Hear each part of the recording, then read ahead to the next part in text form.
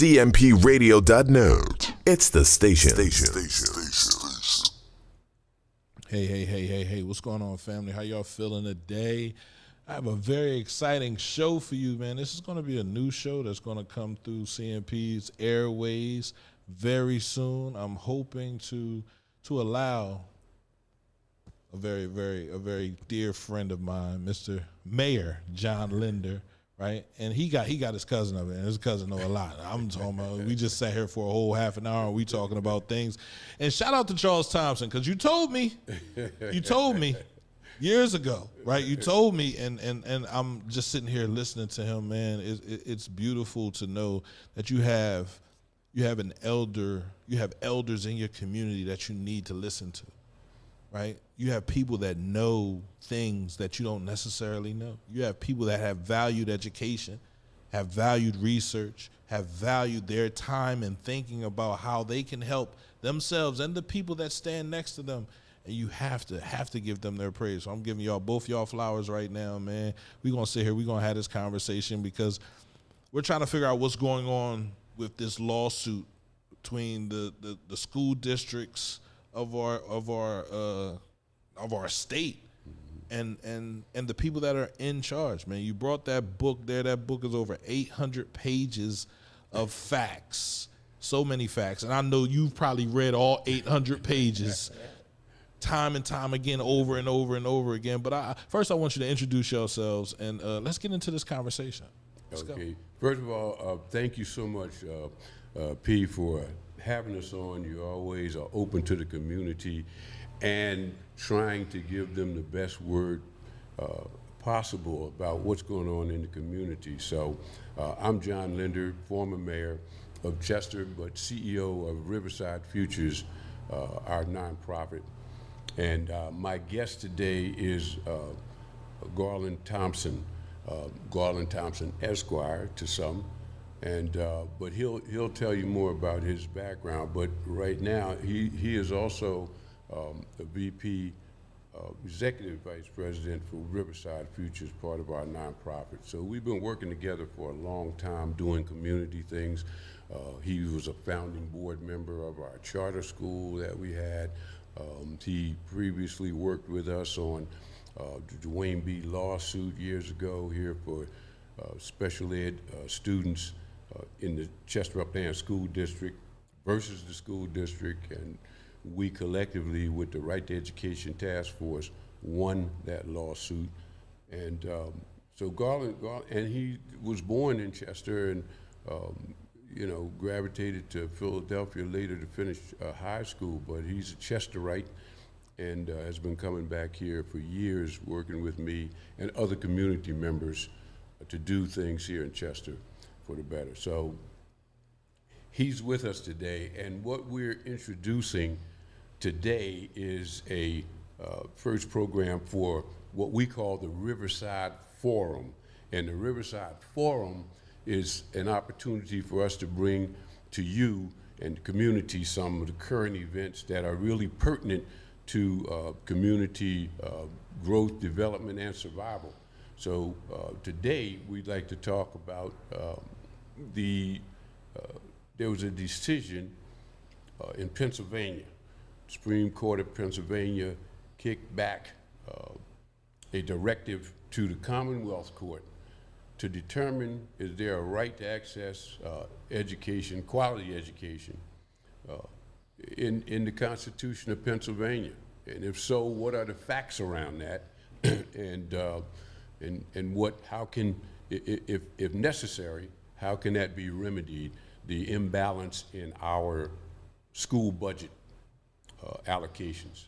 So Garland and his having the law background, talking about these things, again, with his interest in education over the years, mine included, we talked about this and we decided that we need to have some conversations about this 800-page or almost 900 pages of legal documentation about what was said, what they are suggesting, what's needed, and how can we be supportive of helping ourselves, when I say ourselves, Chester Upland and others school districts, William Penn School District, all those named in that particular lawsuit, and how can we be helpful by, one, pointing the key things out about this particular ruling, and two, making suggestions of how we remedy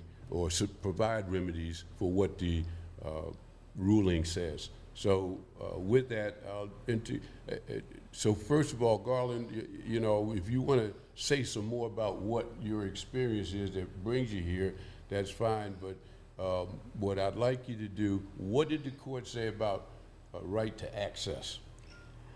Thank you, John. I have to make a small correction. I wasn't there in that fight for the Dwayne B. lawsuit. Okay. I would like to have been one of those heroes, but I wasn't here then. I came involved.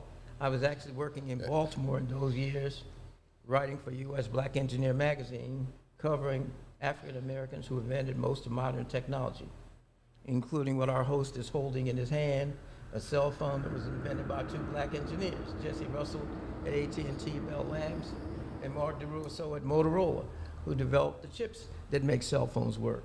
I'm happy to say I was able to judge them in engineering competitions.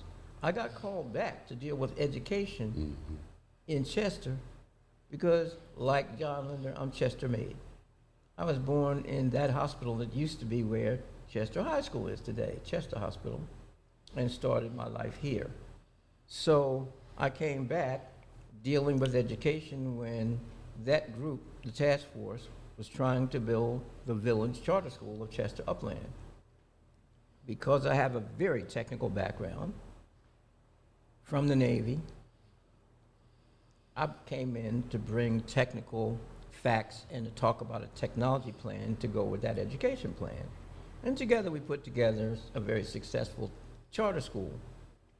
Today, I also sit as chairman of the board of Universal Creighton Charter School in Philadelphia, in Northeast Philadelphia, one of several run by Universal Companies, founded by Kenny Gamble and Universal Companies. Okay, with all that, we're back to talk about education. Chester, as a school district, is one of the poorest school districts in the Commonwealth. The poorest school district in the Commonwealth is Johnstown, way out in the middle of the state. Used to be a steel town, but the steel industry is gone from there. So they're a poor community, not able to provide all the things, the resources that their students need. This lawsuit was started by the William Penn School District, which covers Darby, which covers Yeadon, covers Lansdowne and East Lansdowne in Delaware County. A whole slew of school districts across this Commonwealth, including Wilkes-Barre, including Lancaster, including the Panther Valley School District, which most people here may not have heard of, have sued. This is a class action, that is, it represents all the school districts, and it looked at two critical things. Thing number one, is there a fundamental right to equal access to education in Pennsylvania according to the Pennsylvania Constitution? No court had ever held that to be true. The Supreme Court of Pennsylvania faced that issue in an appeal, and they sent it back to Commonwealth, the second highest court that has expertise on state law and constitution matters, to figure it out. Commonwealth went all the way back to the founding of Pennsylvania to find that one of the first amendments to the Pennsylvania Constitution, the very first Constitution, said that there is a constitutional right for the citizenry to have equal access to education. That stayed true through all the 200-plus years history of the Commonwealth of Pennsylvania. So Commonwealth determined, as a matter of law, that the Constitution provides an equal right that is enforceable. Next, it took testimony. Well, let me just stop and be clear on, you're saying at the onset, the founding of this Constitution, Founding of this Commonwealth. One of the priorities for the legislation to meet For the Constitution for of the the Constitution of the state was to build quality education That's correct. for the citizens of the The Commonwealth. framers of the first Constitution of Pennsylvania said there is no higher priority for this Commonwealth than providing for the education of the citizenry. No higher priority. Thank you. That's what I wanted to. So every rewrite, that is every update of the Constitution up through the generations, has preserved that right. Commonwealth Court is the first Pennsylvania court to say, we have found, as a matter of law, that the Constitution provides this and it cannot be avoided. That means the state governor and the state administration. It means the state Senate. It means the state House of Representatives are all charged with ways to make it possible for every person in Pennsylvania to have equal access to education. And that, in fact, having taken testimony from the William Penn School District, Panther Valley School District, School District of Lancaster, Greater Johnstown School District, Wilkes-Barre Area School District, Shenandoah Valley School District, several parents of children in the local schools, and the association, Pennsylvania Association of Rural and Small Schools, and the National Association for the Advancement of Colored People, Pennsylvania State Conference. Testimony from all these plaintiffs show that every school district like Chester that depends on real estate taxes to support schools as opposed to money from the Commonwealth government, that is not constitutional, and they've got to invent a new way. That means even in a really large district like the School District of Philadelphia, which also testified, 124,000 students in the line public schools, another 70,000 in charter schools, which are public schools too. That means even for them, there must be new monies. Now, I bring that up because their school budget is bigger than the budget of the city of Chester and bigger than the budget of the Delaware County. With 124,000 students and another 70,000 charter schools, the school budget of the city of Chester, of the school district of Chester, is $2 billion. If you're going to equalize access to education in that big district, can you do it with $50 million? No. That's peanuts. So if you're going to do it all over the state, you're going to have to raise billions of dollars of new money to provide from the state government and the State Department of Education money to make Chester's schools equal to the more wealthy districts in Montgomery County, across the Commonwealth. So that's a serious derailment of what the original mission of the Commonwealth legislation was about. It was Of the Constitution. Of the Constitution. That's correct. I believe it was a direct correlation with us getting into their schools and stopping segregation, right? Well, we weren't in their schools when Pennsylvania was founded. when Pennsylvania was founded. So if they were giving education, it's fair for everybody, right? Except for them. That was their original Right, intent. right. Then the intent became, all right, now we got to educate everybody. It was like, oh, no, we're not educating everybody fairly. We're going to let your taxes fuel your school. And if we don't have enough taxpayers in this city, then we don't make enough money to actually really fuel our school and make sure our kids are getting the education that they deserve. You know what I mean? So when you look at it and you're like, all right, Radnor, for example, or Malvern, they make all this money. They have higher property tax value. They get money. We put the money into the school. We're teaching these kids how to be great people. Chester, well, who's really worried about them? You know what I mean? So that's exactly the point. Right. The opponents in this, in addition to the governor, who is new, Right. in addition to the Department of Education, but particularly in the State General Assembly, made the argument that making each district dependent on their real estate taxes allows for local control. Here's what the state's second highest court said about that. It's a fiction. It's a fiction to talk about local control when they don't have enough money to operate the way They should. Radnor does, Right. the way Lower Marion does. Right. It's a fiction to say they've got control when they can't pay the bill. So now, it's not that real estate taxes will be outlawed. It now is outlawed that you make all the districts like Chester depend only on their real estate taxes. So if we're not dependent on real estate taxes, what we dependent on? Now that's a fair question. You gonna tax me some more? That's a fair question. There needs to be a new tax. And where will the new tax come from? One of the states that tried to do what Pennsylvania is about to try to do is New Jersey. In 1990, they had a state court ruling that there was unequal funding for education, and their governor, Jim Florio, then tried to enact in New Jersey an income tax. What happened? He lost his reelection. Right. And New Jersey didn't put together an income tax so big it could fix the problem. That tells you how difficult it is to enact that big a tax to produce the billions of dollars that we need. But we still have the need, don't we? Yes, we do. So we got to come up with another kind of tax. And there are different kinds of taxes. In the city of Philadelphia, they had a huge fight over a tax on soft drinks, on sweetened soft drinks. That's a political problem that makes it difficult to do. Okay, that was a sales tax. If you did another sales tax, that would be another huge political fight, wouldn't it? Okay, but we still have the need. Because we have the need means we can't go away. We got to find another way to do this. One of the taxes that Pennsylvania and other states use is a business tax.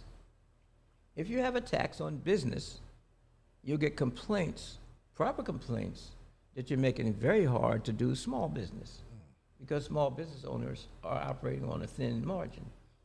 They don't have the ability to pay huge amounts of taxes, and it's likely to drive many of them out of business.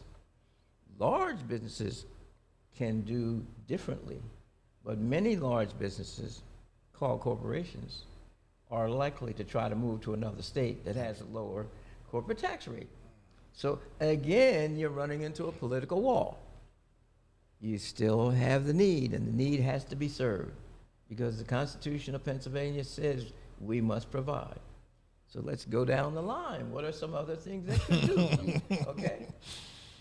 In Pennsylvania, in 2002, oil drillers from Texas came to Washington County, Pennsylvania, in southwest Pennsylvania, in the Ohio Valley, and drilled into something called the Marcellus Shale, an ancient ocean bottom that's turned into hard rocks with teeny little cracks and crevices. And in those cracks and crevices is natural gas and often oil. And that's where oil and gas come from. Their governor, Tom Corbett, put together a commission to figure out, shall we tax this new industry that started in Pennsylvania and now is back. And the commission was populated by managers of local government across southwest Pennsylvania, township leaders and borough leaders, and no leaders from Pittsburgh, and no leaders from Philadelphia, and no leaders from Reading, and no leaders from Wilkes-Barre, and no leaders from Johnstown, and no leaders from Allentown. Now, wait a minute. Nobody from the city got to be on this commission. Isn't that interesting? Nobody from a city, not Philadelphia, not the other cities, got to be on this commission. So the leaders of the small municipalities in the place where the shale drilling first began argued successfully that there should be a local impact fee, a tax, to support them because that's where the drilling was going on. Now, as it happens, the drilling now is happening in 37 out of Pennsylvania's 67 counties. That is more than half of all the counties in Pennsylvania. There's drilling and fracking. Not here in southeast Pennsylvania because the Marcellus Shale and Utica, which is deeper than it, do not underlie these counties. So we don't see it. So the people who lived in really small communities now have impact from large movements of heavy equipment across their roads and bridges, digging up the ground, tearing down the trees, moving rocks and moving land. And they ask for basically a tax that would benefit them. And it does. A place like McKees Rocks, Pennsylvania, or McKees Port, Pennsylvania, down on the Monongahela River, they might get $50,000 of local impact fee out of the money collected by the state. Or their county might even get $100,000, and that's a lot of money for their county. Mm-hmm. Delaware County is much more populous than Washington County. Right. And so what is a lot of money in Washington County is nothing to Delaware County. Okay? So the tax that works for people who live in small communities in southwest Pennsylvania does not work for the rest of the state. Right. What does work in those communities where the drilling and fracking occur is that it produced 300,000 jobs that pay high wages. Those jobs are not available here because we don't have the drilling and fracking here. What we have here is a lot of opposition to the drilling and fracking, but those communities do not want it ended because it gives them a lot of jobs they didn't have. Mm-hmm. You know, I was at an energy conference in the Pennsylvania Convention Center years ago. State Senator Anthony Hardy Williams and State Senator Vincent Hughes, stood up there and said, we went to southwest Pennsylvania and saw how poor they were and how the drilling and fracking produced jobs. And so those people are happy there and they don't want it to go away. Well, it's not going to go away. So when you say local impact, you don't mean just local to Pennsylvania. That local meant local to the area where the shell existed and not local to us all. That's correct. And that tax, and see, those other municipalities get the tax from those people, those individual tax that people pay who work there in those communities. No, the taxes paid by the companies By that the are doing the drilling. The business. Yeah. The businesses that do the drilling. Right. You know, a big gas well or a big oil well is like a movie set. Mm-hmm. That is, you have a bunch of different companies all working together. You know, it looks like a virtual company. You have somebody to run the drill rig, somebody else owns the drill rig, somebody does the mud chemistry for the drilling mud that lubricates the drilling, somebody does the concreting of the well bore to keep it from spoiling the groundwater, somebody else supplies pipe to go down in the bore, somebody else runs the plant that produces electric power that drives the drill and also does the lighting and other equipment. Somebody else brings fuel to power the diesel engines that make that electric power. So you have all these different outfits working together on a rig like they were one company. So it's a virtual company. Yes, those individuals do pay wage taxes, Yeah. you know, to Pennsylvania and to municipalities To where they're working. But the municipalities. big one for them Right. is the local impact fee paid by the companies because they tore up the Right. roads with heavy equipment, because they tore up the grass and the greenery, they cut down trees, they moved a lot of real estate. That's a nice fee in the counties where the drilling is.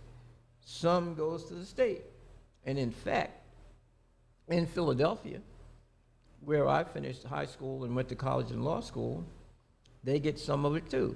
And I was at a meeting in Wayne County, the most northern county in the state, east, along the Delaware River, borders New York, borders New Jersey, the easternmost northern county. Right. And I was at a meeting of citizens who are suing the Delaware River Basin Commission because they can't drill in the Marcellus in their county. State senator was there, 2 state senators were there, and they pointed out to me that the city of Philadelphia got $20 million from the local impact fee. Well, $20 million is a whole lot of money in Washington County. Right. It ain't much for But I Philly. just told you Philadelphia has a $2 billion budget. That's less than 1%. Right. So even though that's actually a lot of money, it's nothing compared to what they really need. Absolutely. They, like Chester, need what Chester needs. They need a new funding source that's bigger than they can afford to get out of their real estate tax. As big as they are, it's not enough for them. Right. It's not compared to Radnor. It's not compared to Villanova. It's not compared to, Montgomery County. You ever want to go see a beautiful establishment, go to Conestoga High School in Montgomery County. That place is equipped like a college. It is a high school. Right. The students have every resource they need. That's not a criticism of Conestoga High School. I think that's wonderful. Right. You want it for I want the Chester kids. High School right. to have that. Right. I want Philadelphia's high school. I graduated from Ben Franklin High Right. School. We didn't have anything like that. Right. Everybody needs to have that access, is what I'm saying. Okay, that local impact fee that's in 37 counties is also in many of the counties that I just read to you about, where they also don't have enough money for their schools. So that tax isn't good enough for them even. Right. Means we have to look at it again. Another state, I told you about New Jersey. Right. Okay, on the other side of us is West Virginia. Right. West Virginia has Marcellus Shale underneath of it too, and Utica Shale. With Ohio and Pennsylvania, they are now called the Shale Crescent, a crescent like the oil patch, Oklahoma, Texas, and Louisiana, Right. and actually in competition with them. Our governors all signed an agreement to compete. Right. But now, West Virginia has a 5% tax on extraction of resources from the ground. Right. It's called a severance tax. That is, if oil is $100 a barrel and you drill a barrel of oil from West Virginia, 5% of that $100 Right. Comes has to to go us. tax to the state. Right. If gas is so many dollars for 1,000 barrels of oil worth, or 1,000 British thermal units worth, Right. 1,000 cubic feet, that's $2 and change today, $3 and change. Okay, 5% of every 1,000 cubic feet that comes out of the ground in West Virginia is taxed to the state. West Virginia made so much money from its 5% tax that it enriched the state, and the whole teaching force of public school teachers in the state of West Virginia went on strike because they were underpaid and their schools were underfunded. And so because the whole state's teachers went on strike, the government had this new money that could be distributed to increase teacher pay and also funding for the schools. They didn't have a local impact fee. They had an extraction fee, a severance tax. Ohio has a 5% severance tax. Texas has a higher severance tax than that. So the states we're connected with have a severance tax That's correct. that use the same gas, oil, They're in the same formation. in the same They're in the crescent. Marcellus Shale. They're in the Utica Shale, which is underneath of it. Right. So they're drilling the same gas that's being drilled in 37 counties in Pennsylvania, but they have a way to have better funding for their state government and things like their school districts than we do. Because the severance tax not only ends up being more money, but it's more consistent. It doesn't go away. It doesn't go away. For every 1,000 cubic feet Cumulative. of oil, of gas you produce, or every barrel of oil you produce, you have to pay tax to the state for it. In Pennsylvania is almost the only state that doesn't have a severance tax. So because of Governor Corbett's commission that had people not from the most populous parts of the state, but from the smaller communities who could see big rigs coming through their area and wanted something that benefited them, we missed the chance to produce a more broad, more applicable, more plentiful base. Now, you'll hear arguments in the state General Assembly that putting a tax like that in place is a jobs killer. The drillers will flee. They'll shut it down. But it didn't shut it down in West Virginia, did it? It didn't shut it down in Ohio. Hadn't shut it down in Texas. Didn't shut it down in Louisiana. Didn't shut it down in Oklahoma. The oil patch. If you want it, you're gonna pay for it. So, in other words, when you're making that many billions of dollars, and you got to pay you got to pay 5%. Right. You can live with that. Right. They may say, we wonder what took you so long. Right. Shit, Everybody else was paying it. I've actually I've never worked in the oil and gas industry, and I never really wanted to. I'm a person with a lot of curiosity, and I've spent the last 15 years going to energy conferences and getting in the face of the people who run the business. Right. Asking questions because I wanted to know how it worked. One of the things I have said in their conferences is that when you decided not to support a severance tax, what you really did was told the people who live in the most populous part of Pennsylvania that they had no interest in the success of your industry. And that's dangerous. It is. Because there's nothing in it for them. And something needs to be in it for them, which is why we are here talking to you today, because there's going to need to be a wide public discussion about how to be fair to put together a tax that can produce money from what is producing billions upon billions upon billions of dollars for Range Resources that opened up the Marcellus, for Chesapeake Energy that opened up the Marcellus, for Coterra, used to be Cabot Energy in Susquehanna County, for Antero Resources, for a raft of companies that are making billions. Let me give you a point. Let's talk about those billions. How many people in Chester have seen professional basketball games broadcast from Oklahoma City, from a brand new sports arena, with a brand new team? What if I told you that that team and that arena were funded by sales of gas from Pennsylvania? Aubrey McClendon, the CEO of Chesapeake Energy, when the Marcellus was being opened in Pennsylvania in the early part of this century, made so much money with that gas drilling and the sale of it in Pennsylvania that he went home to his home city and built a brand new state-of-the-art sports emporium and funded the building of an expansion National Basketball Association team that now even can contend for the championship. We get to watch games from that arena. And most of us don't know that money came from economic activity right here in Pennsylvania.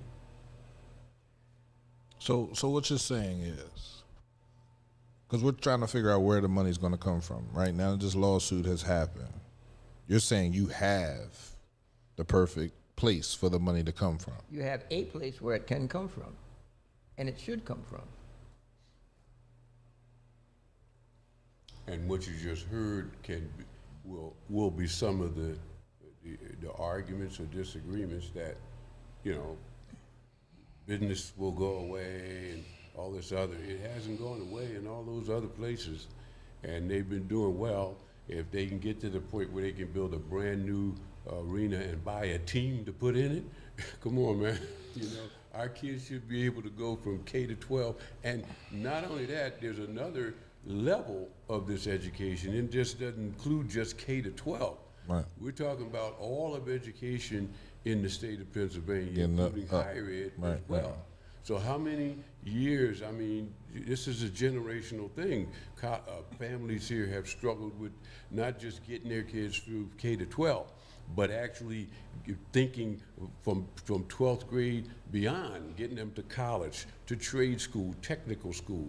So this is not just impact on one level. This is impact all the way across Pennsylvania, and it's generational impact. So Ms. Lynn Mayfield, she's all about the environment protecting the environment. She did a show here a couple weeks ago where she was talking about Penn America. I see she posted something, right? So are you here to talk about school funding, or are you here to pitch Penn America? No one has pitched Penn America, you guys, and that's one thing. You know, I'm in defense of the people that are sitting down. What they're bringing up is a way to create, you know, funds for the lawsuit that just went out, right? Now, I don't think anybody's mentioned, I didn't even know. So since she brought it up, do you want to talk about it? Well, I would like to say this first of all, that we don't have to mention any particular company in order to say what's there. Right. Most people focus on, it's like focusing on the personality of an individual rather than the principles that they stand for. So I don't want to talk about one particular company. If you're saying, am I in support of utilizing a resource like liquid natural gas, or like what we just talked about, yes, I'm in support of that. I think we should explore that. Tell me what else we're going to use as a particular resource for us to do this funding. That's the question. I have a little different perspective. I never worked in the energy industry. I started out in the telephone system. Right. When very few blacks got to work on the technology, I was one of the early ones who got to do that. And when I went in the Navy for several years and came back with new training, I got promoted based on it, and I got my hands on what started out and became the information highway. And I worked on that. I had already, in the Navy, learned nuclear power in submarine school. I had learned about pneumatics. I had learned about mechanical linkages. I had learned about electric drives. I had learned about controls, and I learned to repair and maintain electronic communications, including digital communications. Right. So I have a very technical background starting out, and because I'm a curious kind of a beast, that wasn't good enough for me. Right. I went back to school to learn to be a communicator, professional communicator, to understand how you used the things that I knew how to make work, okay? And because I still had curiosity, I went to school, to law school, not because I wanted to practice law, but because I wanted to be able to talk knowledgeably and write thoughtfully about legal matters. Wow. That brings me here today. What can I say about, let's talk about the gas industry. One, it's an industry that's not going to go away. And because it's not going to go away, people who don't live in Pennsylvania, don't vote in Pennsylvania, and don't make their contributions in Pennsylvania are making mega billions of dollars taking the gas out of Pennsylvania. For my worth, as long as that's going to happen, let's make sure that Pennsylvania gets some benefit from it, and not just the people in Oklahoma City, in Louisiana, you know, and Dallas, Texas, and Houston. Let's make sure that some of those economic growth benefits that are making those states prosper because of their expertise in getting the gas out of the ground and building the pipelines that take it to the Gulf Coast where they sell Pennsylvania gas to the world, you know, let's bring some of that money home here. We can argue about whether or not an LNG port in Chester is the better thing to do or not. Right. But right now, there are LNG ports on the Gulf Coast at Sabine Pass, Louisiana, the first and the biggest American liquefied natural gas port. They sell Pennsylvania gas from that port on the Sabine Pass River out of the Gulf of Mexico from Pennsylvania, and they sell it to France, and they sell it to Germany, and they sell it to Holland, and they sell it to the Balkan states, Right. Lithuania, and Latvia, and Estonia. They're getting paid because of the drilling and the production of gas in Pennsylvania, because there are pipes in the ground that existed to bring gas here from the Gulf Coast.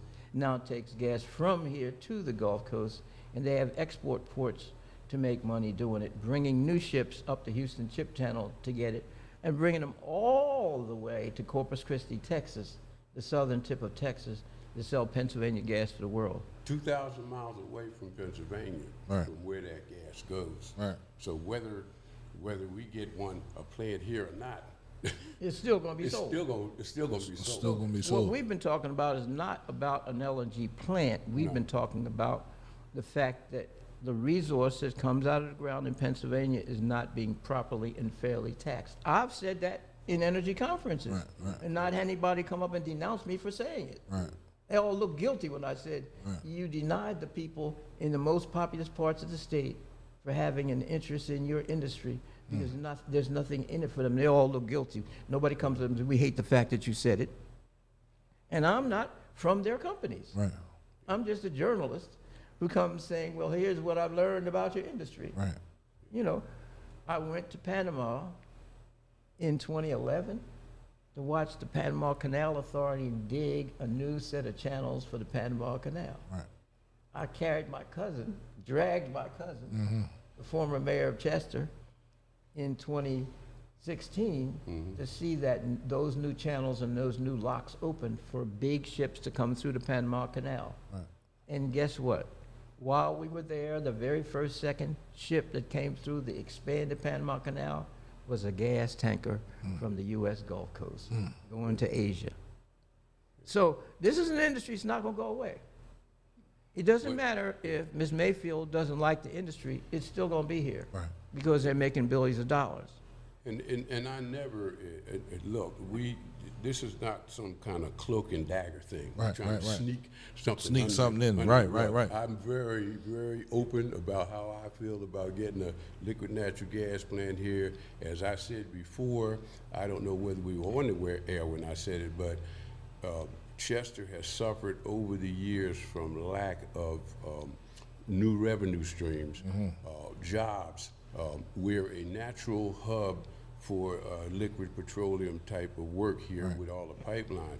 And I get it. And let me say this too, when it comes to this issue of our environment. I don't appreciate being somebody's dumping ground. So I never did appreciate that. Over the years, I've supported a number of initiatives that Ms. Mayfield and other people have talked about, environmental pollution.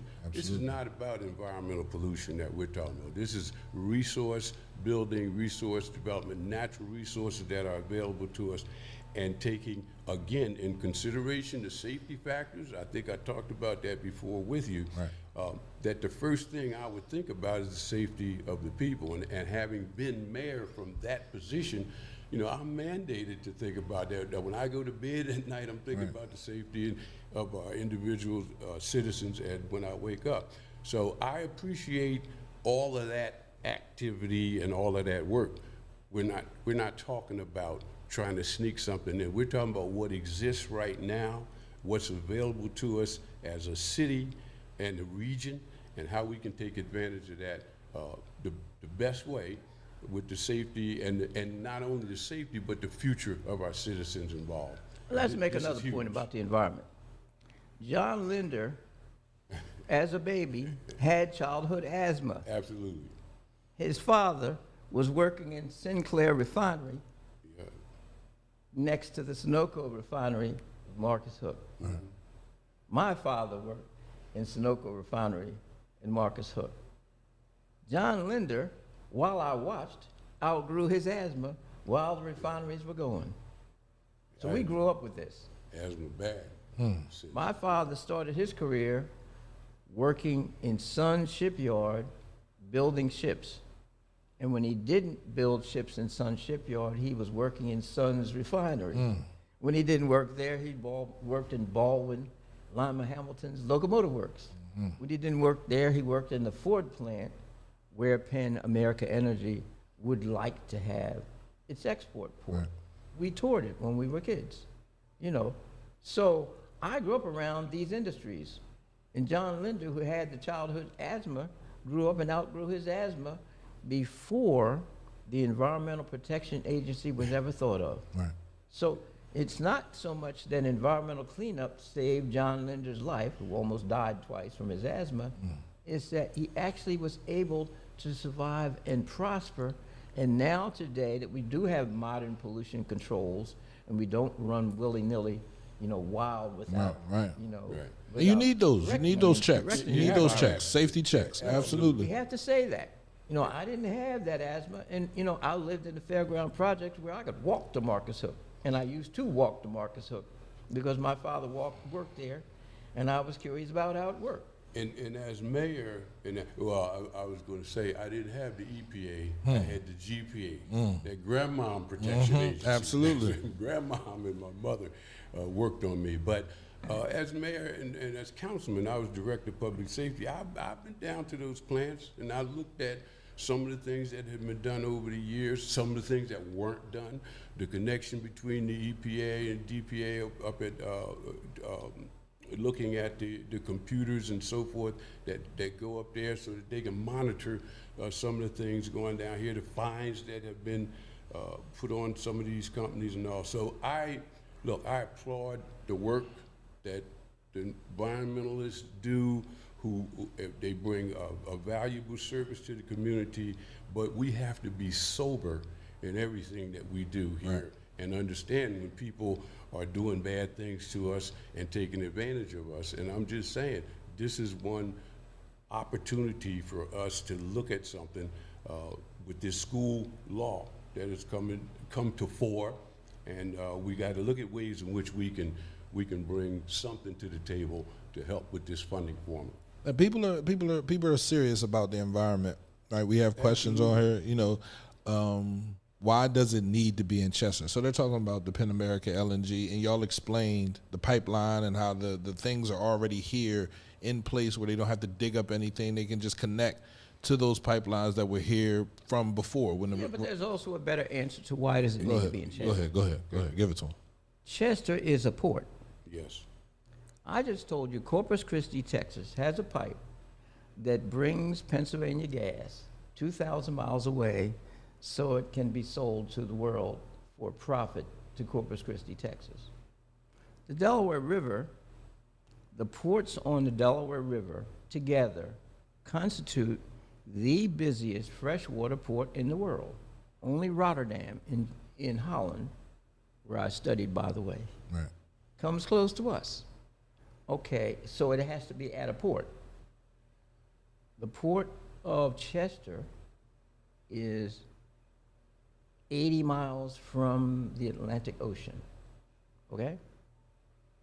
The port, Sabine Pass in Louisiana, is thousands of miles from the Atlantic Ocean because you have to get down the Sabine River and then get out of the Gulf of Mexico and go all the way around the state of Florida. Right, to get to the Then Atlantic. turn north and come north so you can bring it to France and Spain and Germany and Holland and all those other places. It's actually easier to do it from the Port of Chester Right. because the Delaware River already is a busy ocean access port. They're not wanting to come to Chester because they think they can get away with something in Chester. Right. They're coming to Chester because of where Chester The sits. location. Right. Yeah. You know, it's location. Yeah. Now, I don't work for Penn America Energy, and I have not worked for an energy company. I have sat in on discussions where Penn America Energy explained what it's trying to do and how it plans to do it. First, because my cousin was the mayor of Chester when Frank James, the leader, actually came to Chester. But also because I'm about seeing there be economic growth and benefit in my home state, like I see in other places where I worked. And I worked across this country. So is there no other way other than bringing that place here that we can find economic growth for us? Is that like the biggest, like that's the biggest fish? You know, that's the well, right? You want to go after the well so we can make everything great. But I know you are an educated man, and I know there are it might not work as well as that, but are there other ways that we can bring money in where we don't have to give in to Penn America? Let's say this. What's the alternative that people who don't like Penn America can say that they can bring to Chester? Now, I don't bring Penn America Energy to Chester. Right. Frank James is bringing it here. Right. Who's Frank James? Frank James is the head of Penn America Energy. Okay. Okay. Need to talk to him. Frank, and he'd probably like to come on your program. Right, absolutely. You know, but he's actually wanting to bring something that can make a major economic development. All the people who don't want to see him do that need to be as dutiful as he is and say, here's what we can bring. Instead. Because it's easy to say, I don't want this, and I'd rather have that. But Right. if you're not going to be bringing that, have you brought something to the people? Right. So Taslim Morales says, please explain the difference between handling of natural gas and liquid gas. Okay, that's a good question. Good question. Natural gas typically comes out of the ground as a gas in gaseous form. Right. It's dirty and has to be cleaned up. Right. It has water in it that has to be gotten out Right. because I told you it's an ancient ocean bottom. Right. Now that it's a gas and it's in the main, so it goes to your water heater, it goes to your furnace. You know, if you have an emergency generator, it might even go to that. Right. Okay? Liquefied natural gas is gas that has been cooled to minus 260 degrees Fahrenheit. What that really does is make it smaller. Makes it so much smaller that it's easier to put it in a truck or a ship. Most people don't know that liquefied natural gas travels on the roads every day in trucks. Every once in a while, you get a wreck of a truck like that, and you'll see first responders rush to make sure that doesn't cause some big explosion. What actually happens is it either burns off, leaks out and burns, and they have to put that fire out, or it leaks out and evaporates into the atmosphere. Because it's so cold. But it's because it's minus 260 degrees. Right. It couldn't burn until it gasifies. Right. Okay, they had a problem in Texas like that. At Freeport Natural Gas LNG terminal, they had a problem where poor design and poor management practices allowed a particular piece of pipe to overheat, and it gasified what was liquefied gas. Once it gasified, now it could burn. But it didn't burn right away. The What train. actually happened was, because the gas now was gasified from the liquid state, it burst the pipe. Once the pipe was burst, gas could get out. Right. That lit fire because of the hot pipe, and you had an explosion. Okay. Okay. There's no such thing as an industry where you can't have an accident. Right. And they Absolutely. had an accident. Right. Fortunately, no one got hurt and no one got killed in that accident. Because we do have environmental controls, Freeport Energy was not allowed to restart their business until they redid the way Right. they do their business. right. They put in new environmental controls, they So put in new valves and- statistical right, controls, right. new valves and new work procedures, and they're now just now beginning to export gas again. You know, so liquefied just means minus 260 degrees, which makes it smaller and easier to handle, and also safer to handle. So what you essentially would end up having here, the plant would be one great big refrigerator Right. that's pumping this liquefied natural gas out onto ships to be shipped out. Taking the big. pipe that is gas, Yeah. taking the gas that's in the pipe, In the pipe. Texas Eastern that runs right through Chester, and the South Jersey loop of the transcontinental pipe from Williams Corporation, the biggest pipe operator. That's gas in those pipes. And these pipes are already running. Oh, they've been here for 50 years, You got- 100 you years. got gas that comes to your house.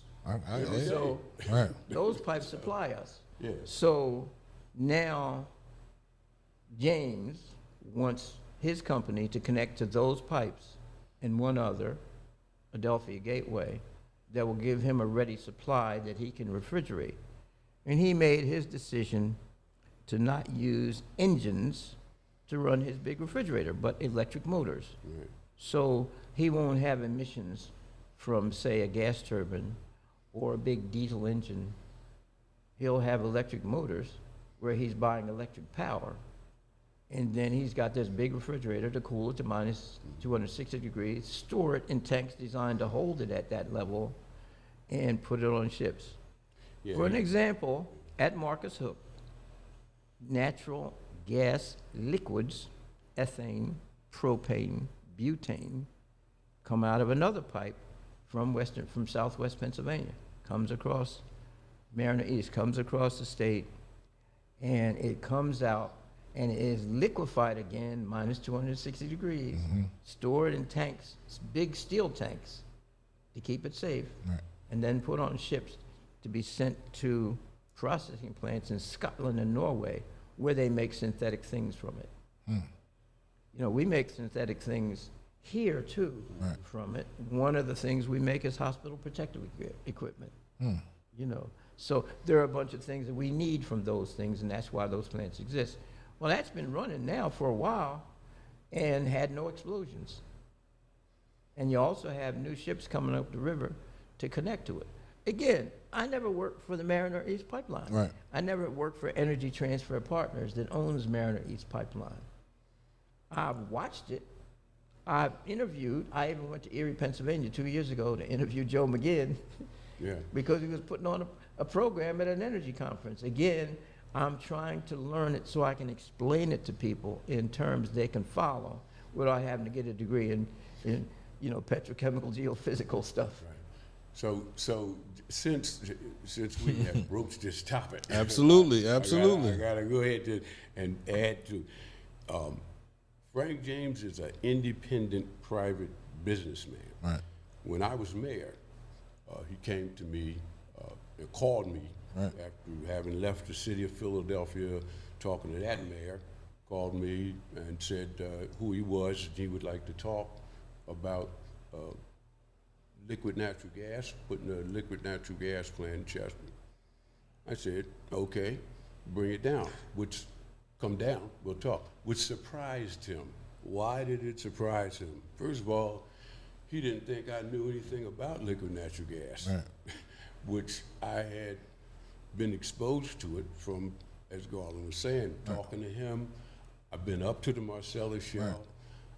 I've seen talk to the drillers, this was before I became mayor. It wasn't after or since Frank James came here. So he was very surprised that anyone knew, especially black down here, what the whole industry was all about. But I had been prepped and had some exposure to it, looking at it, not only because my cousin said so, because I was director of public safety for 2 years as councilman.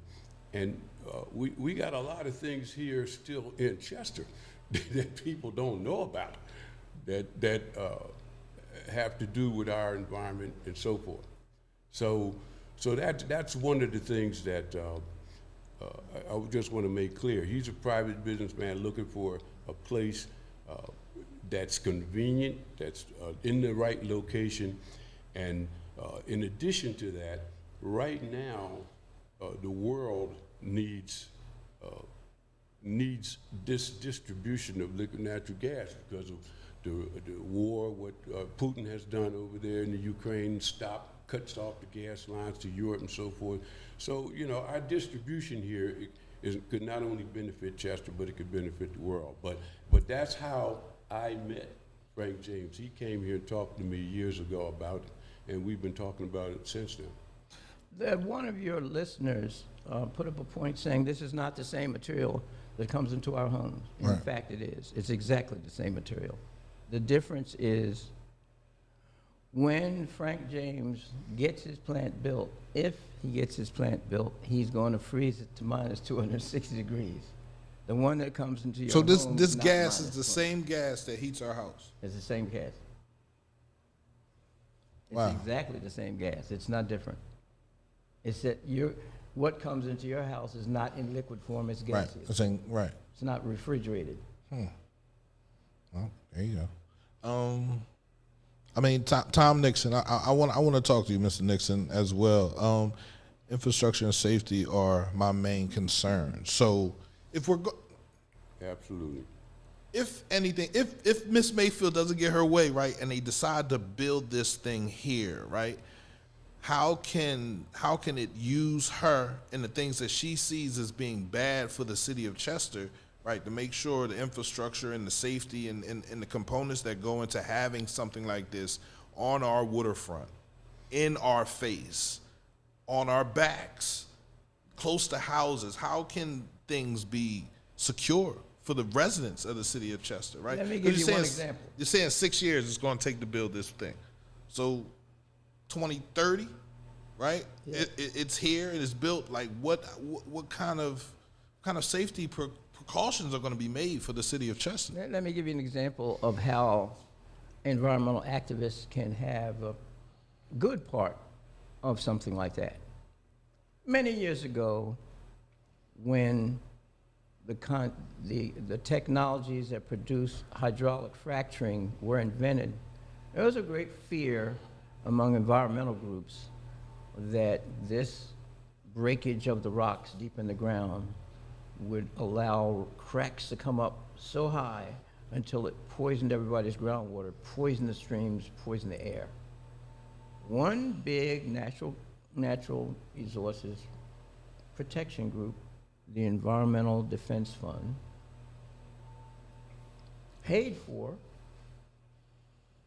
put their money to pay for a study that the U.S. Department of Energy commissioned with industry partners.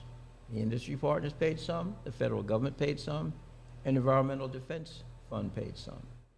An Environmental Defense Fund scientist produced a report that I read many years ago when I was first learning about this industry.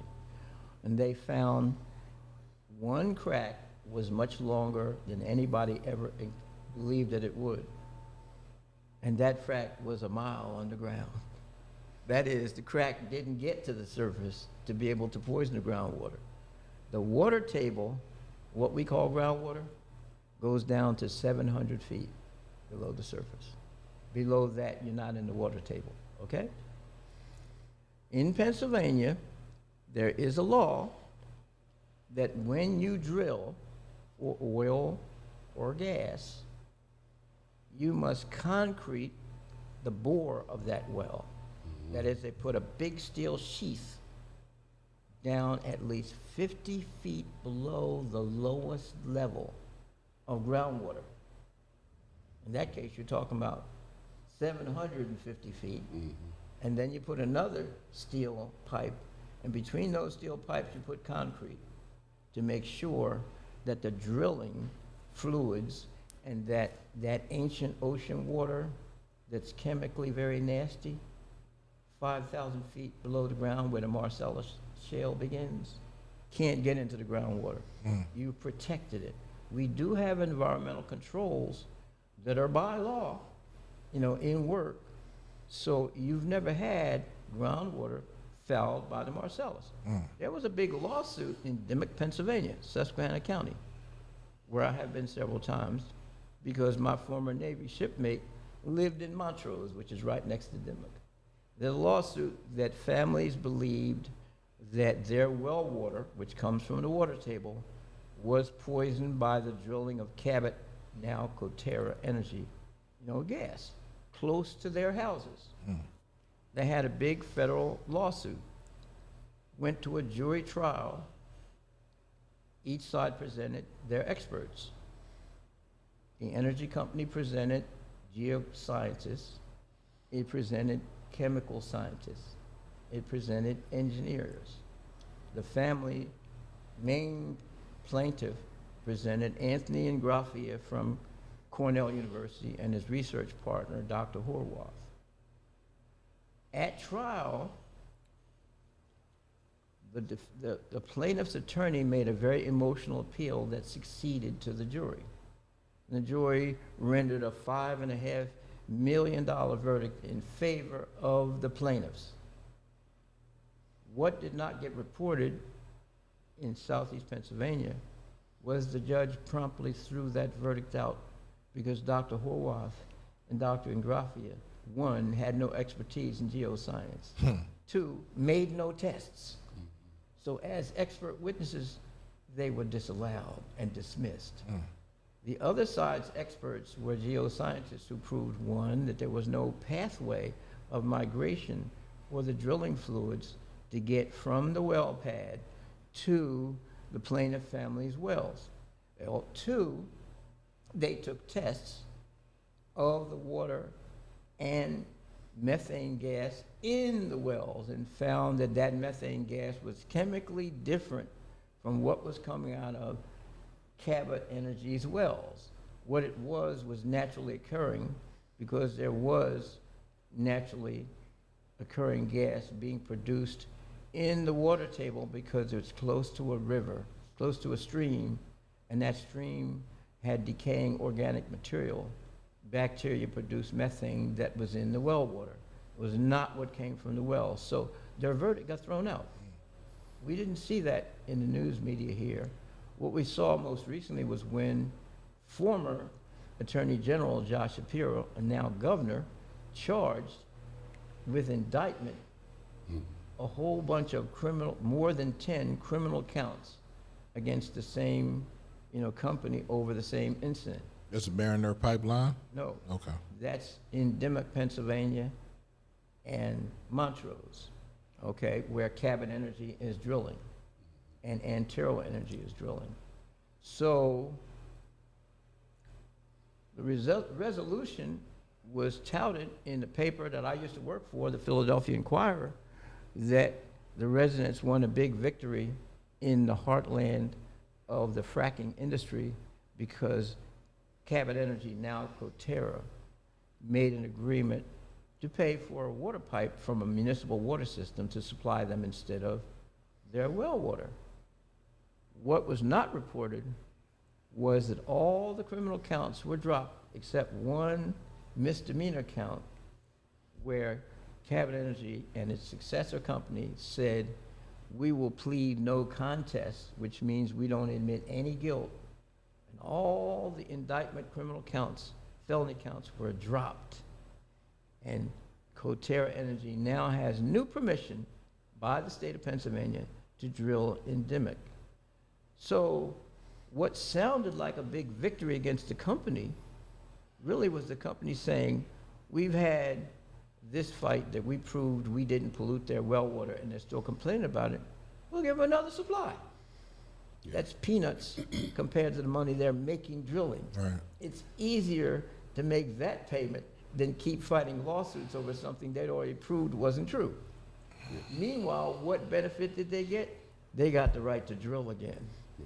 So who really won here? Yeah, and just to Tom's question on safety and all, because he wants to put it here doesn't mean we want to circumvent any of the safety and jeopardize the community. So absolutely, he has to comply with everything that any company of his type would have.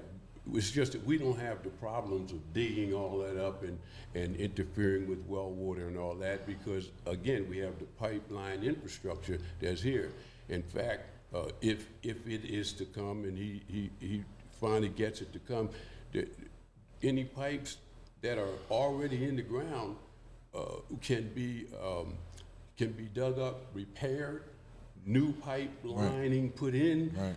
They'll be even safer than what they are at this point. So no one's talking about circumventing any of the regulation that currently exists for those types of companies. So, and then again, if it shouldn't come, again, because we're talking like it's here and it's a done deal. Right.